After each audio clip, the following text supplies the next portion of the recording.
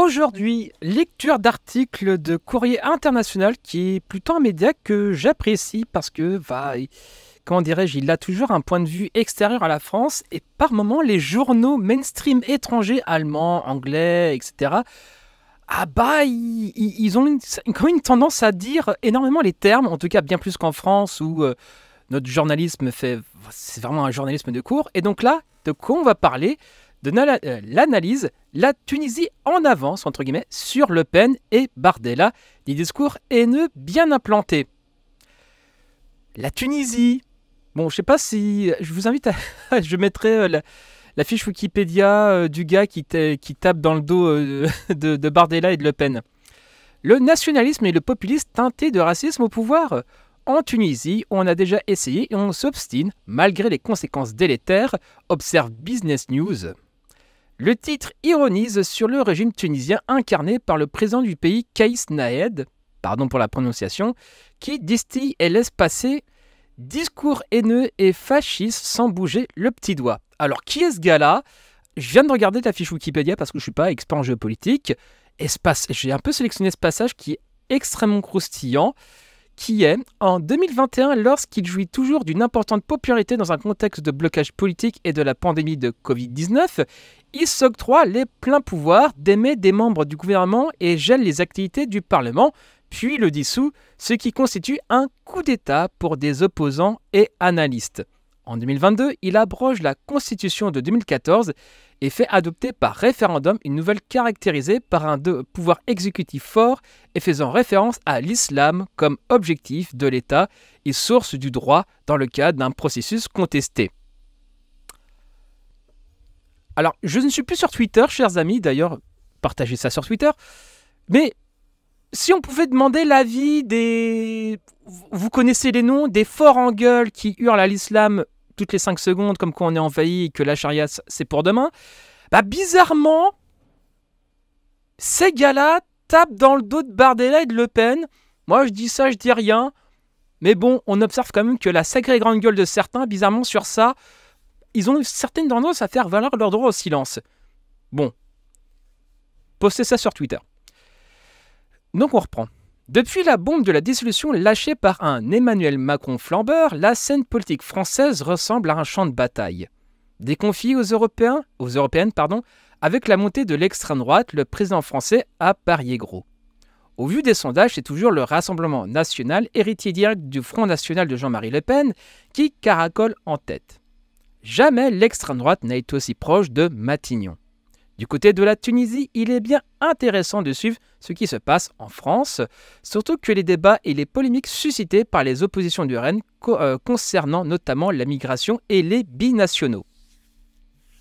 À certains égards, la Tunisie de Kais Saied est bien en avance sur les Le Pen et Bardella à propos de ces sujets.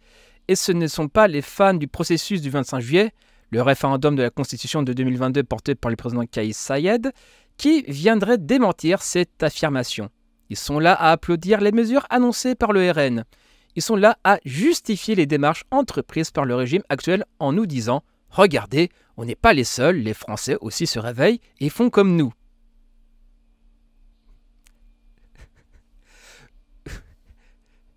Alors, ne harcelez pas les gens, je tiens à le préciser, mais si vous voulez taguer un petit peu le Jack le Fou sur ce genre de conneries, je vous avouerai que j'ai besoin de ces lumières d'athées militants pour nous expliquer cette phrase. Voilà, et que dans son entourage, il y a des gens qui aiment bien le RN, mais qui sont avec lui pour le combat, entre guillemets, athée. Moi, j'aimerais bien qu'on m'explique. Moi, je ne suis qu'un humble gauchiste, voyez-vous. Moi, j'ai un QI négatif, j'ai besoin qu'on m'explique les choses, en fait. Voilà. Non, mais c'est incroyable. Dans leur logique populiste et fascisante, ils ont trouvé dans le RN leur pendant français et ils s'en réjouissent tout en narguant ces libéraux et ces gauchistes des deux rives de la Méditerranée, traîtres à la nation. Parmi les propositions du RN, c'est celle d'exclure les binationaux que certains emplois publics et sensibles qui a mis le feu aux poudres. Cette idée n'est pas nouvelle. Elle était portée depuis longtemps sous une forme plus poussée par la figure historique du Front National Jean-Marie Le Pen et s'est retrouvée par la suite dans le programme de sa fille, fidèle à ce legs. Marine Le Pen, lors de son opération d'atténuation, on va dire ça comme ça, du parti paternel, avait renoncé à interdire catégoriquement la double nationalité. Néanmoins, elle a maintenu la volonté d'empêcher les binationaux d'accéder à certains emplois. Jordan Bardella a affirmé cette semaine que la liste de ces emplois serait définie par décret. Entre-temps, les figures du RN ont évoqué dans les médias les secteurs liés à la sécurité ou à la défense et même les postes ministériels qui doivent être détenus par des franco-français. Comme dirait... merde, comment il s'appelle déjà Ah merde comment s'appelle ce con là Édouard Drummond, la France aux Français, voilà. Édouard Drummond, je mettrai sa fiche Wikipédia, vous verrez, c'est passionnant. La polémique n'a de cesse d'enfler à quelques jours du scrutin. On accuse le RN de stigmatiser des millions de Français binationaux. On épingle la logique excluante et raciste d'une extrême droite qui différencie les Français en fonction de leurs origines et de leur lieu de naissance. On lui reproche de fabriquer des citoyens de seconde zone, des demi-français, etc.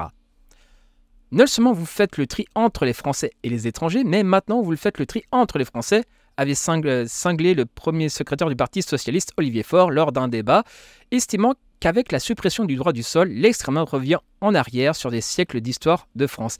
Bah oui en fait, c'est-à-dire que cette idée que quand tu es né en France, tu es français, c'est une idée qui vient de la Révolution française en fait. Voilà. Tout simplement. Climat très tendu donc autour de cette question de double nationalité alors que des spécialistes affirment que cette mesure est anticonstitutionnelle. C'est à la lumière de cette polémique qu'on peut affirmer que le pouvoir tunisien est à des longueurs d'avance de ces débats. En Tunisie, par exemple, la préférence nationale est un fait établi et inscrit dans les lois.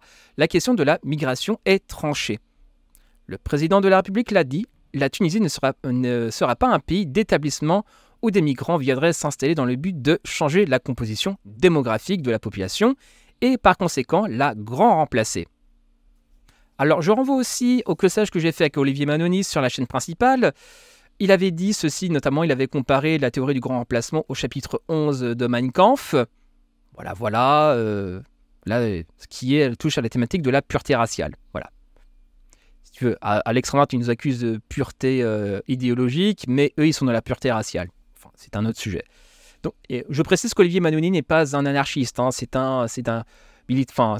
quelqu'un de gauche vaguement, qui n'est pas militant et qui a juste passé 10 ans de sa vie à traduire Mein Kampf en français.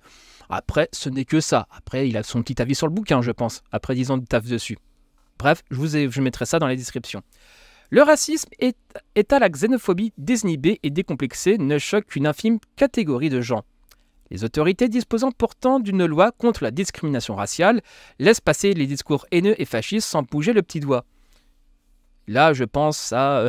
merde, comment il s'appelle ? Au débunker des étoiles, mais c'est pas possible, c'est dans la loi. Bah ouais, connard. Explique-nous donc ça, tiens. Et puis, notre régime se trouve être précurseur dans cette histoire de binationaux. En septembre 2022, le président de la République avait promulgué une nouvelle loi électorale en prévision des législatives anticipées. Une loi qui exclut les binationaux de la possibilité de se porter candidat aux 51 circonscriptions en Tunisie. Dans les faits, tout électeur né de père et de mère tunisiens n'ayant pas une autre nationalité peut se porter candidat pour les circonscriptions du territoire tunisien. Les binationaux, eux, ne peuvent se présenter qu'au niveau des circonscriptions de l'étranger, au nombre de 10. Donc, concitoyens titulaires d'une double nationalité ont été de ce fait déchus de leurs droits civiques. Le texte, à l'époque, avait provoqué un tollé dans le cercle restreint des médias et des militants politiques et de la société civile. Aujourd'hui, c'est un fait accompli. Autre aspect sur lequel notre régime dépasse les souhaits les plus refoulés d'un héritier du Front National, ce sont les conditions de candidature au poste de président de la République. Ainsi, un candidat à la présidentielle doit être obligatoirement né de père et de mère, de grand-père paternel et maternel, demeurés tous de nationalité tunisienne sans discontinuité. Article 89 de la Constitution de 2022. Un Jordan Bardella, d'ascendance italo-algérienne, n'aurait jamais, au grand jamais, pu aspirer à être président un jour, si cette condition s'appliquait en France, quand je vous disais qu'on était en avance. La pratique du souverainisme, de la méfiance à l'égard de l'étranger, du migrant, du binational est un trait commun aux mouvances d'extrême droite. Qu'elles soient françaises, tunisiennes ou d'ailleurs, Toute cette mouvance repose sur des marqueurs idéologiques englobant des projets autoritaires, des tendances xénophobes, une rhétorique souvent populiste et réactionnaire, exacerbant un dangereux nationalisme. Voilà, fin de l'article. Donc voilà, dites-moi ce que vous en pensez, partagez ça sur Twitter, je pense que ce genre d'article peut intéresser nos chers athées et d'autres pourfendeurs de l'islam politique, j'entends.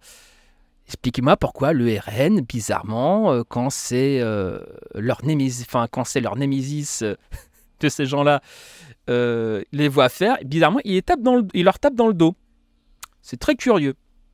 Enfin bref, c'était Martin Eden au direct du Wokistan. Bisous à vous.